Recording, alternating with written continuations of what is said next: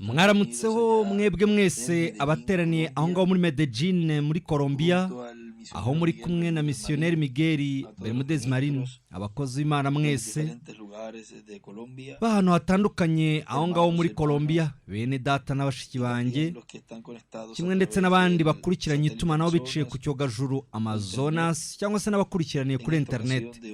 Muri uyu mwanya w'uyu munsi ku isabato itariki 20 z'ukwa gatanu muri uyu mwaka wa 2023, mu gitabo cy'ibyahishuwe haratubwira ibyanditse mu gice cya 7 guhera ku murongo wa mbere. Hanyuma y'ibyo mbona abamarayika 4 bahagaze ku mfuruka enye z'isi bafashe imiyaga 4 yo mu isi, kugira ngo hatagira umuyaga uhuha mu isi cyangwa mu nyanja cyangwa ku giti cyose. Mbona na marayika wundi azamuka ava iburasirazuba afite ikimenyetso cy'Imana ihoraho, arangurura ijwi rirenga abwira baba bamarayika 4 bahawe kubabaza isi n'inyanja ati: ntimubabaze isi cyangwa inyanja cyangwa ibiti tutaramara gushyira ikimenyetso mu ruhanga rw'imbata z'Imana yacu. Numva umubare w'abashyizweho ikimenyetso ngo ni 144,000 bo mu miryango yose ya Israeli, nibo bashyizweho ikimenyetso. Abo mu muryango wa Yuda bashyizweho ikimenyetso ni 12,000, abo mu muryango wa Rubeni ni 12,000, abo mu muryango wa Gadi ni 12,000, abo mu muryango wa Asheri ni 12,000, abo mu muryango wa Nafutali ni 12,000, abo mu muryango wa Manase ni 12,000, abo mu muryango wa Simeyoni ni 12,000, abo mu muryango wa Lewi ni 12,000, abo mu muryango wa Isakari ni 12,000, abo mu muryango wa Zebuloni ni 12,000, abo mu muryango wa Yosefu ni 12,000, abo mu muryango wa Benyamini batewe ikimenyetso nabo ni 12,000. Ndetse no mu gice cya 14 mu gitabo cy'ibyahishuwe, aho ngaho naho twongera kuhababona noneho bamaze guterwaho ikimenyetso kandi bari ku musozi wa Siyoni. Nimwumve guhera ku murongo wa mbere ugakomeza. Nuko ngiye kubona mbona umwana w'intama ahagaze ku musozi wa Siyoni, ahagararanye n'abantu 144,000 bafite izina rye n'irya se yanditswe mu ruhanga rwabo. Numva ijwi rivugira mu ijuru rimeze nk'iry'amazi menshi asuma kandi nk'iry'inkuba ihinda cyane, kandi iryo jwi numvise ryari rimeze nk'iry'abacuranzi bacuranga inanga zabo, baririmba indirimbo nshya imbere ya ntebe y'ubwami n'imbere ya bya bizima 4 n'abakuru. Nta wabashije kwiga iyo ndirimbo keretse b'abantu 144,000 bacunguwe ngo bakurwe mu isi. Abo nibo batandujwe n'abagore, nuvuga ngo ni itorero, abo bagore amatorero, kuko ari abari. Abo nibo bakurikira umwana w'intama aho ajya hose, bacunguriwe mu bantu kugira ngo babe umuganura ku Mana no ku mwana w'intama. Mu kanwa kabo ntihabonetsemo ibinyoma, kuko ari abaziranenge imbere y'intebe y'ubwami y'Imana. Imiryango ya Israeli, nimwicare nyamuneka. Rero muri kino kiganiro kigufiya tugiye kugirana, turasoma imirongo imwe n'imwe mfite hano kugira ngo twumve muri kano kanya ibyo tubwirwa muri iyi mirongo iranga. Tubigirwa na mwene data William, ni mu butumwa bwitwa Agenda y'Imana, igitabo cy'Imana, intore n'umutini. Ni ukuvuga ngo umutini ni ishyanga ry'Abaheburayo, aribo bashushanywa aho ngaho n'umutini. Abaheburayo bwabwirijwe ari ku cyumweru tariki 18 z'ukwezi kwa 10 muri 2009, ubwirizwa muri Brasilia muri Brazil. Aragira ati: nuko rero nk'uko umurabyo urabiriza mu burasirazuba ukabonekera iburengerazuba, ni nako kuza k'Umwana w'umuntu kuzaba. rero mu gitabo cy'Imana, muri ajenda y'Imana niho hatwereka ibyo. Nuko rero uko niko bizaba birimo bisohora. Ibyo byose bifitanye isano no kuza k'Umwana w'umuntu. Isarura, tubwirwa ndetse n'isarura ko Imana izatuma abamarayika bayo. Ibyo ngibyo nabyo biri mu gitabo cy'Imana, muri ajenda y'Imana.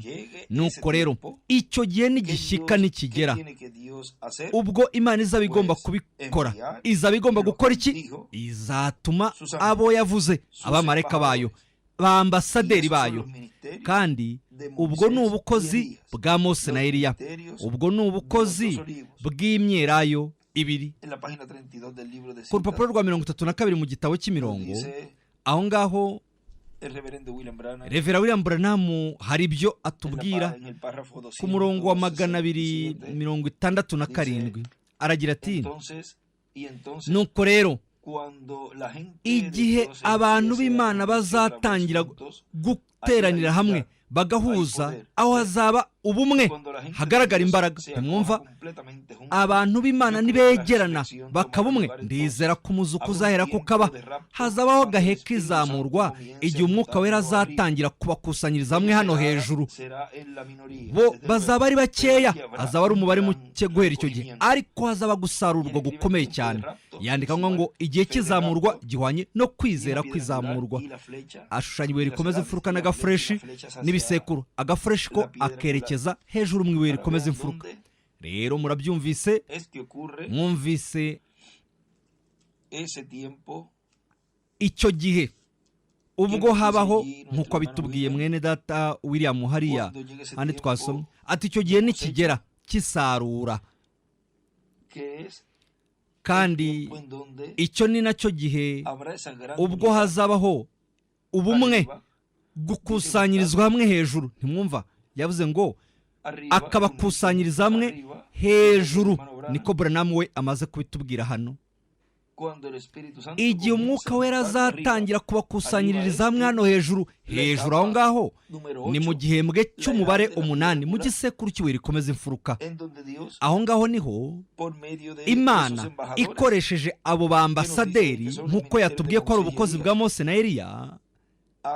Abo ngabo ni Imana izakoresha isohoza uwo murimo, ari byo biri mu gitabo cy'Imana, muri ajenda y'Imana. Nuvuga ngo muri gahunda y'Imana handitsemo yuko hagomba gusohora iri sezerano ry'uko abo bamarayika bazatumwa, bagatumwa kugira ngo bakore uyu murimo, kandi bakabashyira hejuru hano aho ngaho muri icyo gihembwe. Ndetse igisekuru cya adoption ari cyo gihembwe ariho bakirira kwizera kwizamurwa. Mwibuke uburyo muri Matayo igice cya 13 handitse, aho hatubwira ku mugani w'ingano n'urukungu ko azatuma abasaruzi. Abo basaruzi rero ni ubukozi bwa Mose na Eliya. Noneho mwumve uburyo aho twumvise ko mu gitabo cy'Imana, muri ajenda y'Imana, ni nka ajenda. Natwe tujya tugira za ajenda tukazifashisha buri munsi kugira ngo tugende twandikamo ibintu tugenda dukora n'ibyo tuzakora mu cyumweru cyose. Tukagenda na ajenda, agatabo. Abenshi mu bantu bagira udutabo bandikamo ibyo bazakora mu cyumweru. Aho rero muri ako gatabo, kubera ko Imana nayo ni Imana igira gahunda, ntimwumvise ko nayo igira ajenda. Rero aho ngaho niho yo yanditse muri ajenda yayo, yanditsemo ndetse aho buri ambasaderi wese azagarukira uwo azaba yatumye ku isi. Rero nk'uko hano ku isi hagati mu banyamahanga, ni ukuvuga ngo yaba ibirebana no mu isi y'abanyamahanga, kimwe ndetse n'andi mahanga, twavuga nko mu bihugu by'iyo ngiyo ndetse no mu baheburayo. Kuvuga ngo abanyamahanga, abaheburayo ku mubumbe w'isi yose, mwumvise yuko abaho ba ambasaderi. Abo ba ambasaderi baba bafite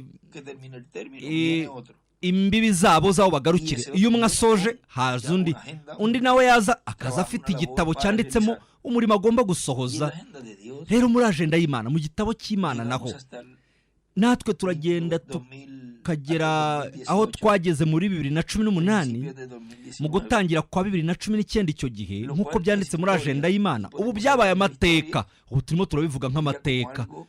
Turabivuga nk'ibintu byari muri ajenda y'Imana. Ubu noneho akaba aribwo turimo tubibona mu buryo busesuye, dutahura intego yabyo n'impamvu yabyo ya wa murimo wakozwe wose kugarukiriza kirya gihe hakoreshejwe ambasaderi wayo. Kandi we yari ahari muri cya gihembwe cya nyuma cya karindwi, kandi muri icyo gihembwe aho ngaho niho yari yaradushyize. Mwumve neza, uwo ambasaderi yaje asohoza ibyo bihembwe byose kugeza mu gihembwe cya karindwi. Muri icyo gihembwe cya karindwi rero tuhageze, aho niho yatubwiraga yuko atazi ngo ni ryari icyo gisekuru kizarangira.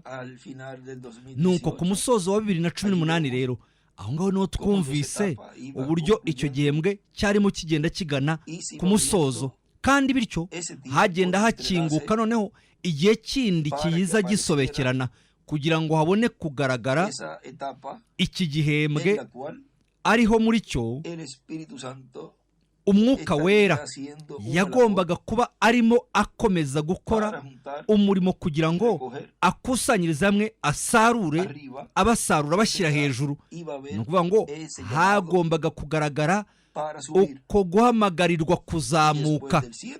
Rero nyuma ya karindwi haza umunani.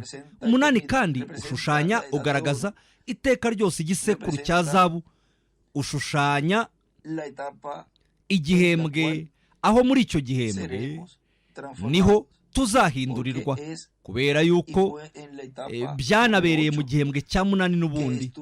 Ni nacyo gihembwe Yesu yarimo, kandi muri icyo gihembwe niho yabereye adobute, abona gusohoza impamvu yari yaramuzanye hano kuri uyu mubumbe w'isi. None natwe twumvise yuko kugira ngo uwo murimo ukorwe wo kuzamurwa hakenewe guhamagara, kandi ni ngombwa ko haba hahari n'ubukozi buzaba burimo bukora uwo murimo. Noneho mwumve mwene data William nkangaha muri iri somo n'ubundi yise gutya ajenda y'Imana. Mwumve uko atubwira yuko icyo gihe nikigera rero Imana igomba gukora iki? Izakora iki? Izatuma abamarayika bayo, izatuma ba ambasaderi bayo, kandi abo ngabo ni ubukozi bwa Mose na Eliya. Ubwo bukozi ni imyera y'ibiri. Mwumve uko mwene data William akomeje atubwira noneho. Rero ibyo byose ni ibijyanye, bigenewe iki gihe cyacu. Nuko ahangaha atangira kugenda ashyira mu mibare aho ngaho ibyo byose bijyanye n'iki gihe cyacu. Natwe uko agenda bishyira mu mibare ni umutega amatwi mwumve. Rero ibyo byose ni ibijyanye n'iki gihe cyacu. Intore, aho ngaho twabishyiraho nk'umubare rimwe. Intore, umutini kabiri, kwizera kwizamurwa gatatu, impanda y'imperuka cyangwa se ijwi rikomeye ry'impanda icya kane, gukusanyirizwa hamwe kw'intore icya gatanu, yaba itorero ry'Umwami Yesu Kristo kimwe ndetse n'intore zo mu Baheburayo aribo 144, 12 muri buri muryango. Aho ngaho ntimwumva yagiye atangira kugenda bishyira mu mibare. Ibyo bintu byose ari byo bizaba biri muri ajenda y'Imana, kandi Imana ikazaba irimo ibisohoza. Icyo gihe cyabyo nigishyika. Ahangaha akomeje atubwira, reka tubisome twihuta. Avuga ati rero ibyo byose bijyanye n'iki gihe cyacu: intore, umutini, kwizera kwizamurwa, impanda y'imperuka cyangwa se ijwi rikomeye ry'impanda, no gukusanyirizwa hamwe kw'intore, yaba intore zo mu itorero ry'Umwami Yesu Kristo kimwe ndetse n'intore zo hagati mu ishyanga ry'Abaheburayo aribo 144, 12 muri buri muryango. Naho abasigaye nabo ni ab'Imana, ariko hariho itsinda ry'intore zo ku munsi wa nyuma. Abo ngabo ni 12 muri buri muryango, 24,000 mu miryango y'amajyepfo, 12 muri buri muryango, 12 mu muryango wa Yuda na 12 mu muryango wa Benyamini. Nyuma yaho hakaza 120 bo mu miryango 10 yazimiye yo muri, ashyiraho utudomo dutatu. Ntimwumva? ni 24,000 mu miryango y'amajyepfo, kuko hari imiryango ibiri, umuryango wa Benyamini n'umuryango wa Yuda. Hakaza n'120,000 ari bo mu miryango y'amajyaruguru. Abo ngabo nibo bahagarariwe na Efurayimu. Nuko mu gitabo cy'ibimenyetso 7 tubwirwa ibyanditse ku rupapuro rwa 462. Aho ngaho nahatubwira ati, rero buri muntu wese ugerageza gukorera ikigirwamana cyangwa se agahamana ikigirwamana muri we, cyangwa se agashaka umugisha ashingiye ku bitekerezo bye, bivuga ngo agakorera ibigirwamana, Imana ivuga yuko yaba umugabo, umugore, umuryango cyangwa se ishyanga, izina rye rizasibwa, rizakurwa hagati mu bantu. Si ukuri se? None se kuno kuri kwabyo twagutahura dute? Twitegereze uburyo kuramya ibigirwamana kwakorewe mu itorero mu myaka yatambutse, n'uyu munsi biracyahari. Mwitegereze ndetse uburyo Antikristo yagerageje kwangiza no konona ububyutse. None se ninde utazi ko Sekibi imigambi ye yose ishingira kuri gahunda n'urugero Imana yateganyirije abera bayo? Arandika ngo Sekibi yigana byose. None se icyaha ni ikihe? Ni ikintu kigaragara nk'icy'ukuri ariko cyo kugoreka. Ikinyoma ni iki? Ni ikintu kiba cyononwe. Ubusambanyi ni iki? Ni igikorwa gikwiye ariko gikorwa mu nzira itemewe n'amategeko. Ibyo byose ni ugusiba izina. Mwarabitahuye mu bisekuru by'itorero. Ni ya nyamaswa yagendaga ifitanye isano n'amashusho y'abantu bapfuye, akagerageza gukuraho izina ry'Umwami Yesu Kristo, akagaragaza amazina y'ibyitiriro, Data, Umwana n'Umwuka Wera. Ni ibyo ngibyo n'ubundi. Ni uwo muvumo yagiye yifashisha. Ni niyo nzira yanyuzemo akoresha Dani na Efurayimu mu gihe cy'umwami w'indyarya wa Isirayeli, yigereranya yitwa Yerobowamu. Noneho reka dusome mu bami ba mbere. Ibyo ngibyo kuri njyewe ni ingirakamaro kugira ngo tubone ishingiro ry'ibyo tugiye kwiringira. Nuko Yerobowamu yubaka i Shekemu mu gihugu cy'imisozi ya Efurayimu, aturayo. Bukeye arahimuka yubaka Epenuweli. Maze Yerobowamu aribwira ati, ntimwumva, ibyo ni ibyumviro byo mu mutima we, ati noneho ubwami buzasubira ku nzu ya Dawidi. Yari afite ubwoba cyane. Aba bantu nibazamuka bajya i Yerusalemu gutambira mu nzu y'Uwiteka, iyi mitima yabo izagarukira shebuja Rehobowamu umwami w'Abayuda, maze banyice bisubirire kuri Rehobowamu umwami w'Abayuda. Umwami ahera ko yigira inama, arema, ntimwumva, babanje gukora inama kugira ngo bakore ibyo ngibyo. Bigira inama, arema ibishushanyo by'inyana 2 mu izabu, abwira abantu ati, byabarushya kujya muzamuka mujya i Yerusalemu, wa bwoko bw'Abisirayeli we, ngizo imana zawe zagukuye mu gihugu cya Egiputa. Maze kimwe agishyira i Beteli, ikindi agishyira i Dani. Nuko ibyo bishushanyo biba ikigusha, kuko abantu bajya kubiramya, ndetse ibindi bagishyira i Dani. Ntimwumva? Abami ba mbere 12:25 kugeza kuri 30. Mwumvisha we gishyize kimwe, yagishyize i Beteli, ikindi agishyira i Dani. Umuryango wa Efurayimu bakajya bajya kuramya ibyo bigirwamana. Rero hano natwe tugeze hafi mu gisekuru cy'ingoma y'imyaka 1000. Ntimwumva? Yandika ngo mu kaga gakomeye. Kandi Imana na n'ubu iracyibuka icyo gicumuro. Bo ntago bigeze bavugwa na hato muri iyi miryango. Ni byiza. Nk'uko yibuka amasezerano meza, ni nako yibuka n'amasezerano mabi. Niyo mpamvu rero nshuti, njyewe ndizera kandi iteka ryose nagiye ngerageza gushikama mu ijambo ntitaye ku buryo ryaba ari ridasanzwe. Rero bo ntabwo bigezeho bitekerezaho, ahubwo icyo batekereje bati turarokotse, turacitse. Ni byiza. Ariko hano muri kino gisekuru cy'ikinyagihumbi turabona ko mu gihe havugwa amazina y'imiryango, bo bakuwemo kuko bakoreye ibigirwamana, kandi nicyo cyatumye Imana ibakatira, ibaciraho iteka. Ntitwabwiye ngo Imana yanga Abanikorayiti na ba Yezebeli, itandukanye n'ibyo byose. Ntitwanabwiwe ngo hicwe abakobwa ba Yezebeli bazicwa n'urupfu. Ibyo ngibyo ni ugutandukana no kugaragara kw'Imana iteka ryose. Rero ibintu nk'ibyo ntukabyiringire namba, ahubwo ujye witandukanya nabyo. Nuko Imana yarabyibutse, ariko mwatawe yuko amazina yabo yagombaga kuzasibwa bitewe n'ikirero. Munsi y'ijuru nta namwe higeze hagaragara igitambo batambiwe n'Umwuka Wera kugira ngo bityo babashe kuba babitahura. Ariko muri ubwo buryo bwose babikoze bashingiye ku bitekerezo byabo byo kwikunda. Ariko rero Ezekiyeli mu iyerekwa rye abona ingoma y'imyaka 1000 yababonye bari muri gahunda itunganye. Ezekiyeli igice cya 48. No mu Byahishuwe 14 Yohana babona bari muri gahunda itunganye mu miryango yabo. Ni ukuri byagenze bite rero? Mwibuke yuko yavuze ati munsi y'amajuru, arandika ngo munsi y'amajuru, amazina yabo azasibwa muri iyo miryango, kuko aho bazaba ari hose munsi y'amajuru abo ni 144 bategekewe iyo gahunda. Ni ukuri. Ariko bo ni uko bahumishijwe kandi bari bafite byibuze ibitambo by'amasekurume y'ihene ndetse n'ibimasa. Nimwumva amazina yabo yasibwe munsi y'amajuru. Nimwumva munsi y'ijuru, arandika ngo munsi y'amajuru. Ariko mu banyamahanga, mu gihe cy'imikorere y'umwuka wera, uzagerageza gucumura kuri uwo, izina rye rizasibwa neza neza mu gitabo cy'ubugingo, arandika ngo igitabo cy'ubugingo. Kandi hano mu isi uwo ntazababarirwa, yaba none ne mu gihe kizaza. Si ukuri? Aho niho twisanze rero. Isirayeli yari mu gihe cy'ibitambo by'amasekurume n'umwana w'intama.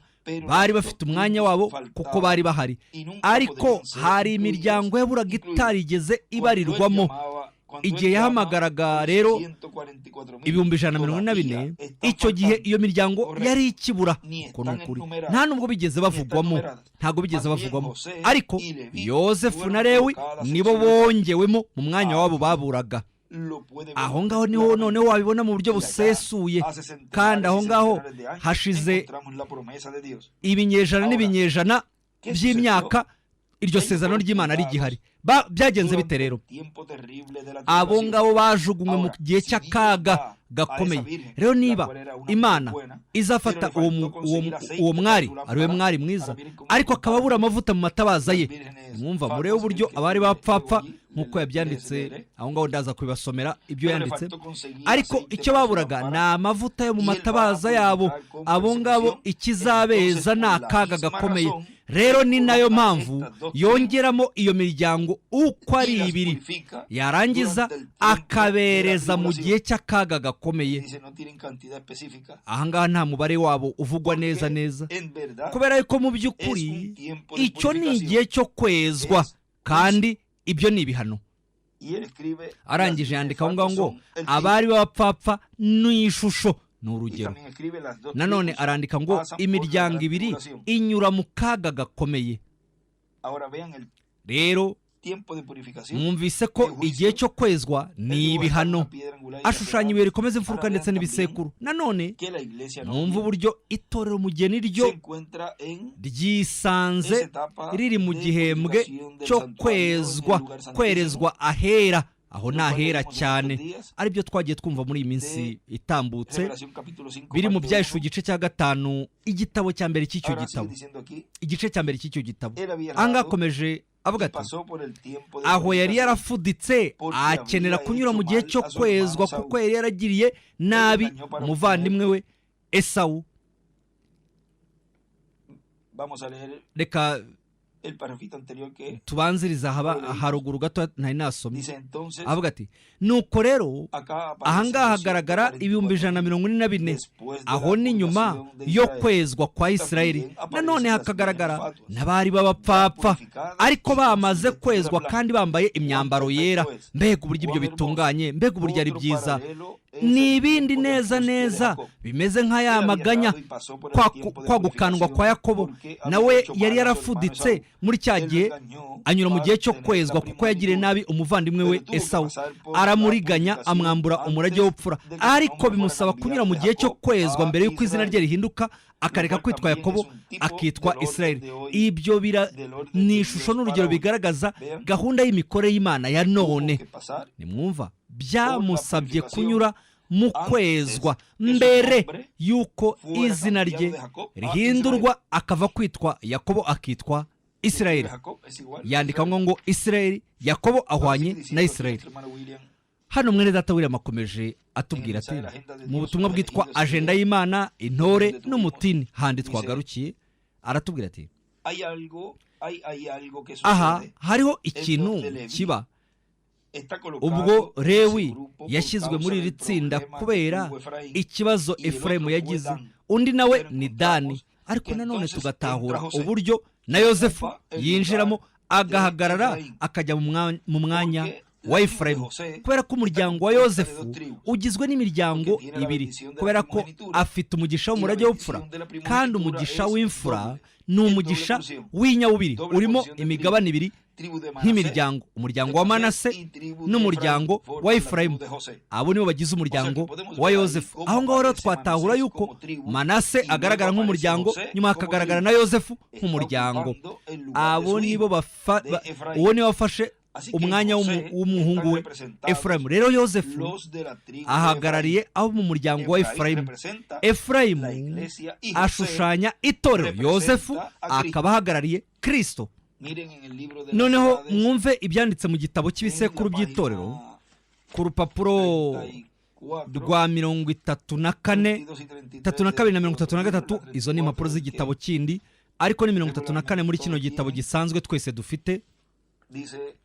Aha aratubwira ati, ariko mwumve neza, tega amatwi ukundi guhishurirwa kwiza cyane muri ibi ngibi Yosefu agaragaza. Mu gihe yari ari muri Egiputa, yahawe umugore w'umunyamahangakazi. Rero mu kubana nawe babyarana abahungu babiri, Manase na Efurayimu. Yosefu asaba se ko yahesha umugisha aba basore babiri, nuko abazana imbere ya Yakobo kugira ngo Manase, imfura, abe ari we uhagarara iburyo bwa Yakobo, naho Efurayimu ahagarare ibumoso. Igihe Yakobo yari agiye kubahesha umugisha, abusanya, asobanya amaboko ye, ukw'iburyo agushyira ku mutoya. Yosefu arasakuza ati, hoya ntugire utyo data, uri iburyo niwe mfura. Ariko Yakobo aravuga ati, erega n'Imana yabusanyije amaboko yanjye. Uru rugero turarubonamo yuko umugisha wari uw'imfura. Abayahudi uwo mugisha wahawe umutoya, abanyamahanga binyuze ku musaraba, amaboko abusanyije. Umwami Yesu Kristo, umugisha wanyuze mu musaraba. Kristo yaducunguye kugira ngo dukizwe umuvumo w'amategeko, ahindutse ikivume ku bwacu, kuko byanditswe ngo havumwe umuntu wese umanitswe ku giti, kugira ngo umugisha w'Aburahamu ugere no ku banyamahanga baweshejwe na Yesu Kristo kwizera kubona uko kuduhesha wa mwuka twasezeranijwe. Abagalatiya 3:13 kugeza kuri 14. Umugisha w'Aburahamu wanyuze ku musaraba ugera mu banyamahanga. Abayahudi banze umusaraba, nuko rero Yesu yakira umugeni w'umunyamahanga. Tugarutse ku mateka ya Yosefu, handi yahuraga na bene se, mwakwibuka yuko ntabwo ari bene se bose baje. Yosefu yari abizi, atsindagira cyane ko bose bagomba kuza bakaza imbere ye kugira ngo abamenye.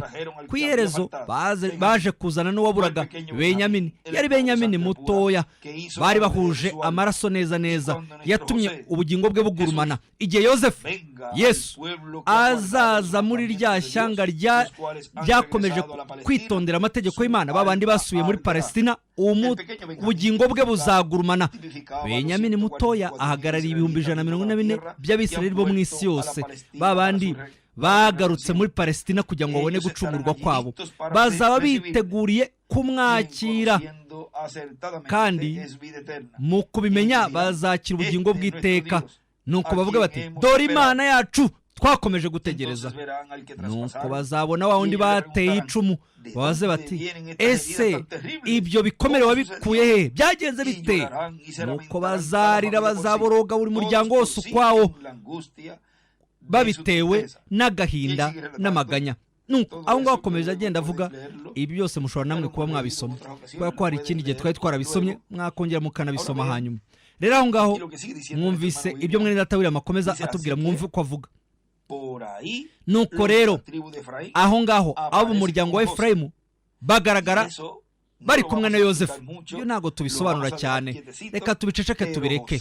Ariko Yosefu mu kuza kwe, nuvuga ngo mu kuza k'umwami, aho niho hazaba hari umuryango wa Efurayimu. Nuko rero hari ikintu n'uyu munsi wa none kidashobora guhishurwa kiri aho ngaho. Ariko mwibuke yuko Yosefu ari ufite umugisha w'umurage w'ubupfura. Hatabonetse umugisha w'umurage w'ubupfura, nta bwami bwaboneka. Umurage w'ubupfura utabonetse, nta nubwo haboneka n'umugisha w'Imana. Iburyo bw'umurage w'ubupfura, aho ngaho niho hari Yosefu. Niyo mpamvu mutahura yuko ubwami bwa Dawidi bwagabanyijwemo mu gihe cy'ubwami bwa Robowamu umuhungu wa Salomo. Imiryango 10 ihabwa Yerobowamu ukomoka muri Efurayimu. Nuko tugatahura yuko mu kugira ngo hongere gukusanyirizwamo imiryango 10 y'ubwami bw'Amajyaruguru bahuzwe na Yuda, cyangwa se bahuzwe n'ubwami bwa Efurayimu, aribwo bwitwa ubwami bwa Efurayimu. Nanone kubera ko ari abantu babiri, ni imiryango ibiri ivugwa aho ngaho, Efurayimu na Yuda. Rero aho ngaho bahagarariye ubwami bubiri. Yuda ahagarariye ubwami bw'amajyepfo, Efurayimu agahagararira ubwami bw'amajyaruguru. Nuko rero umugisha nyamukuru aho uri ni mu murage w'ubupfura. Ni ukuvuga ngo uri muri Yosefu, mu yandi magambo muri Efurayimu. Rero Efurayimu agomba guhuzwa na Yuda, cyangwa se Yosefu na Yuda bagahuzwa. Aho hazaboneka gukandwa kandi haboneke isano ryihuse riri hagati ya Yuda na Efurayimu. Dore aho bahurira ni aho ngaho, ntabwo bizanyura ahandi mu wundi muryango. Rero ibyo byose ni nabyo byagiye bigaragara noneho cyane. Aho byagaragaye ni muri rya sano cyangwa se bwa busabane bwihuse cyangwa se bwagaragaye na ba bandi babiri bahagarariye imiryango, aribo Efurayimu na Yuda. Abo ngabo nanone bagaragarira none muri Yosefu, kuko Yosefu niwe ufite umugisha w'umurage w'ubupfura, kandi uwo mugisha w'umurage w'ubupfura wavuye kuri Yosefu ujya kuri Efurayimu. Ariko mwumvise yuko habayeho uko guhura kugaragara, ndetse kugaragara cyane. Ni ukuvuga ngo ni isano rigaragara cyane riri hagati ya Yuda na Yosefu, cyangwa se akavuga cyangwa se Yuda na Efurayimu. Ntago byanyura mu wundi muryango. Mwumve nk'ahangaha mu bundi butumwa, nk'uko mwene data William abitubwira mu butumwa bwitwa Kristo arimo agendagendera hejuru y'amazi. Yababwirije mu kwa kane ku itariki 27, ababwiriza muri Villa Musa Tabasco ku rupapuro rwa 8 muri buno butumwa. Aratubwira ati, rero muratahura yuko ishyanga ry'Abaheburayo nabo bazaba bafitanye isano n'ubugenzuzi bwo mu bwami bw'Imana, atari mu gihugu cyabo gusa, ahubwo mu rwego rw'isi yose. Ariko mwibuka yuko hariya nk'igice cy'ishyanga ry'Abaheburayo hazaba hari itorero ry'umwami, kuko hazaba hari itorero. Rero hariya niho itorero na Kristo bazategekera amahanga yose. Mutega amatwi none, ibyo nanone bifitanye isano n'umugisha Yakobo yasabiye Efurayimu na Manase.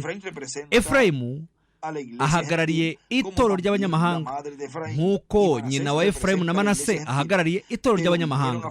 Ariko nanone baje guhinduka bagize ishyanga ry'Abaheburayo. Atari ibyo gusa, ahubwo bahawe n'umugabane mwiza, kuko Efurayimu niwe wari ufite umugisha w'umurage w'ubupfura.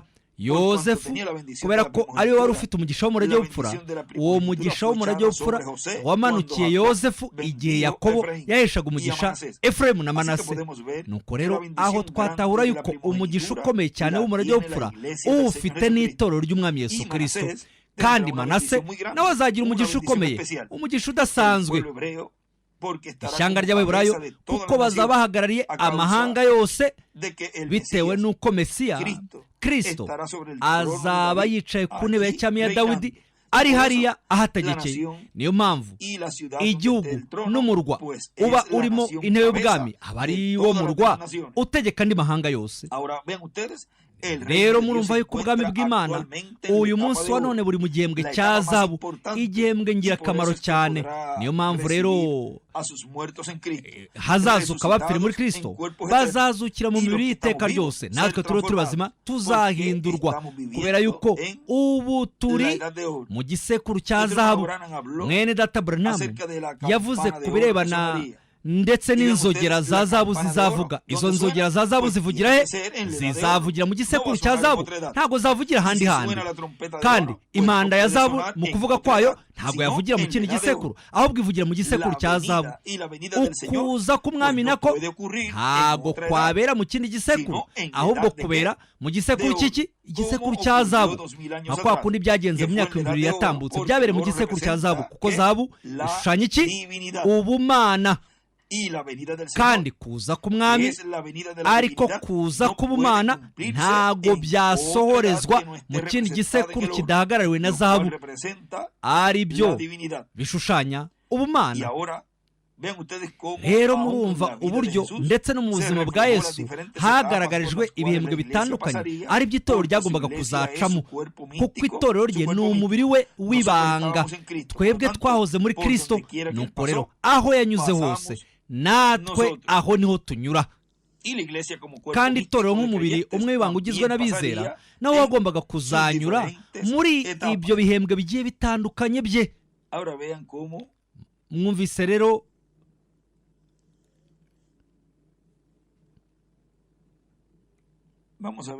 katuze turebe hano.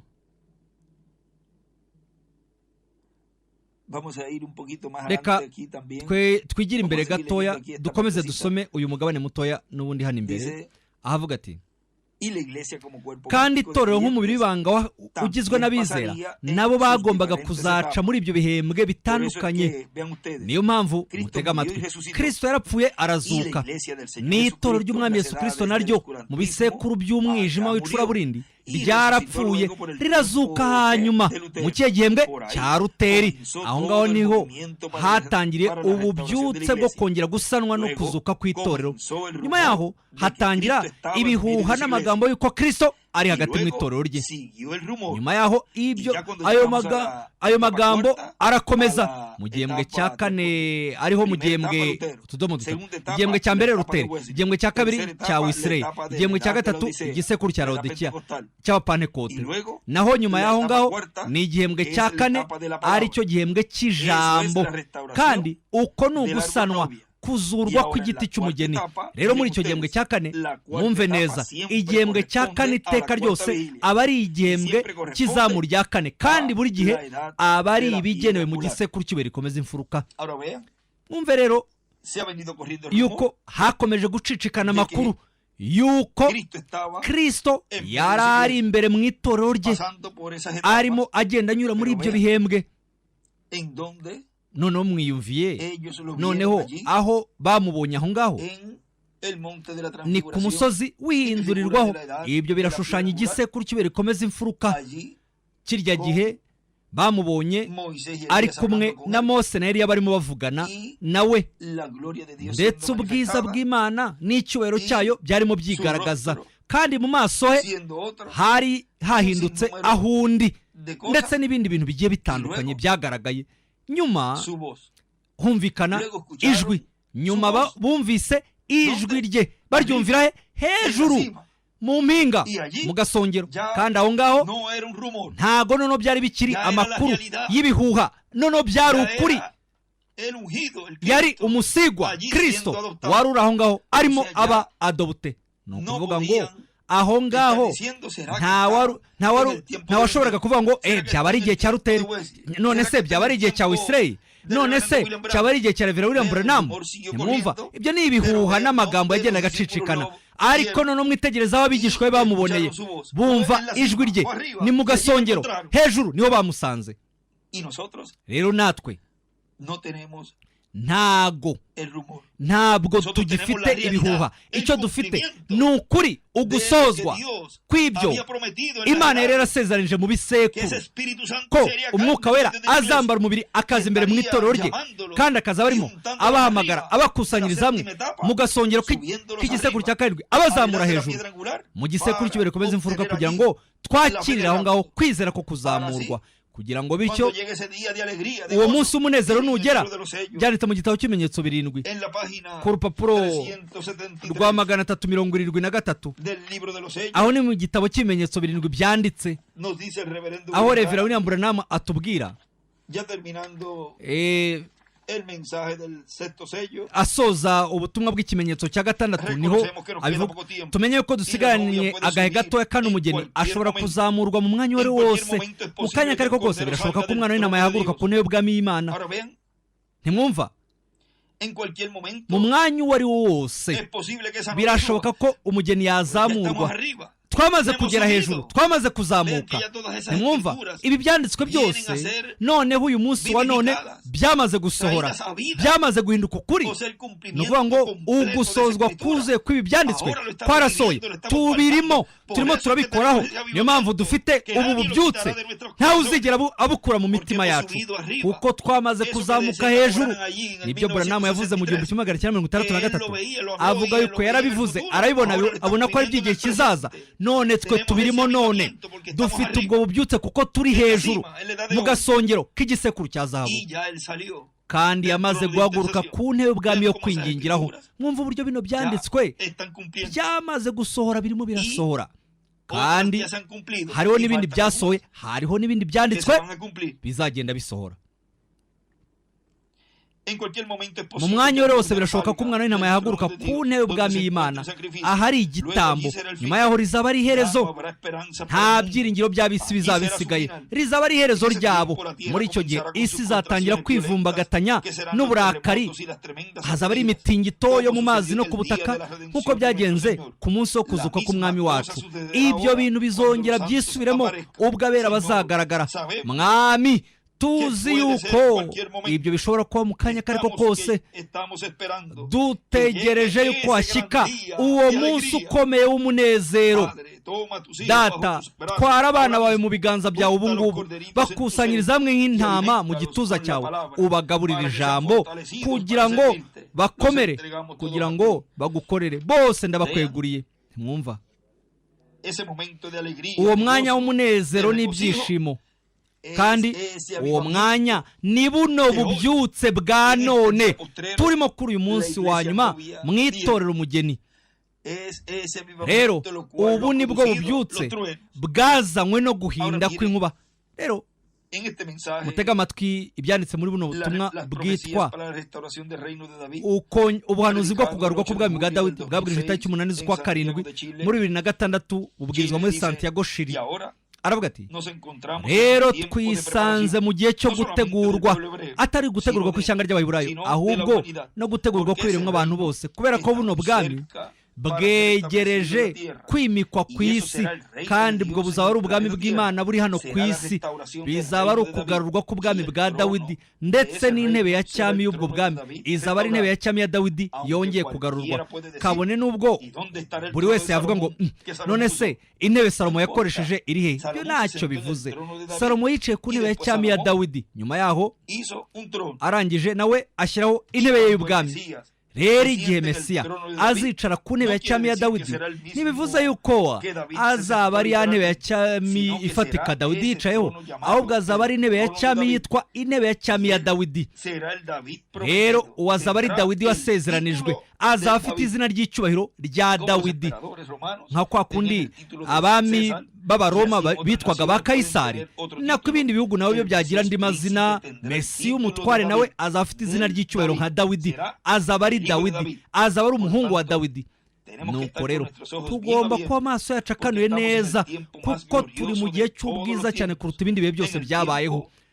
Ari cyo gihe ubwo ubuhanuzi bujyanye n'igihe cyerezo buzaba burimo busohora.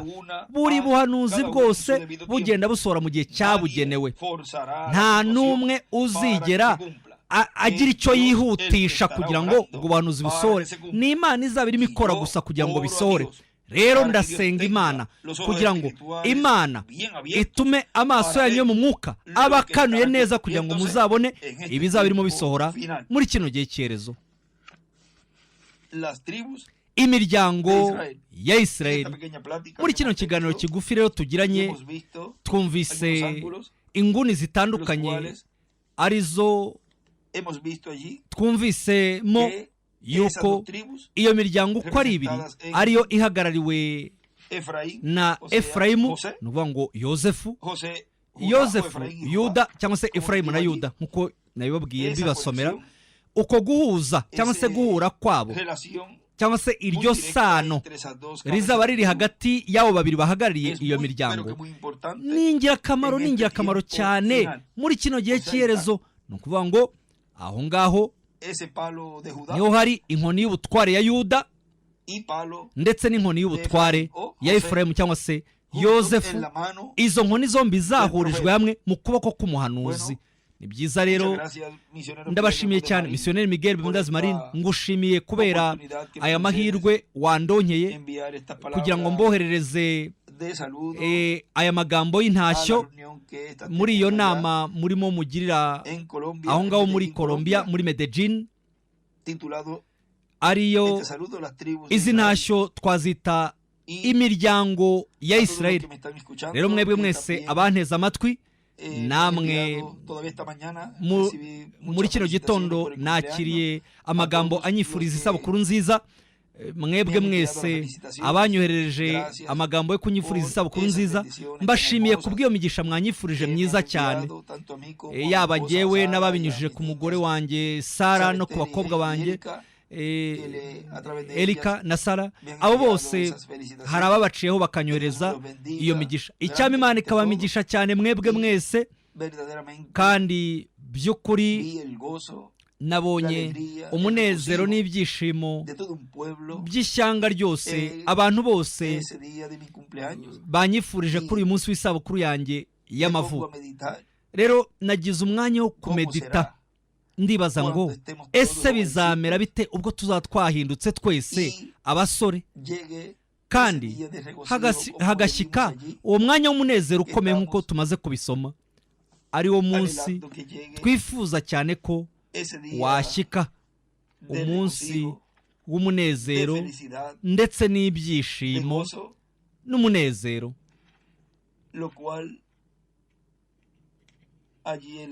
kandi biri ku rupapuro rwa 373 aho abivuga ati turategereje yuko hashyika uwo munsi ukomeye w'umunezero.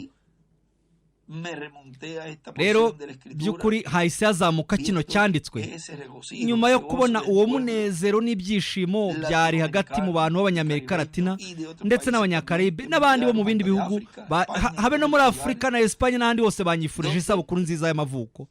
rero by'ukuri aho harimo Abanyamerika Latina hose. rero by'ukuri turimo turabona gusa umugabane muto urebana n'uwo munsi ukomeye w'umunezero, aho bundi bushya tuzongera tubone babandi bose bagiye, yaba abo mu bisekuru byatambutse kimwe nabo mu gihe cyacu, abo mu miryango yacu, inshuti zacu, bene data, tuzongera tubabone kuri uwo munsi ukomeye w'umunezero mwinshi. bamwe bamaze igihe kirekire baragiye, bari abakundwa bacu, abavandimwe bacu, bene data mu muryango cyangwa se bo mu muryango w'amaraso dukomokamo, cyangwa se bakaba bari abagize iteraniro tubarirwamo. abandi bamaze agahe gatoya, abandi bamaze iminsi mike, abandi ntituzi, hari abakibura bagomba kugenda kugira ngo huzure umubare w'abazazuka.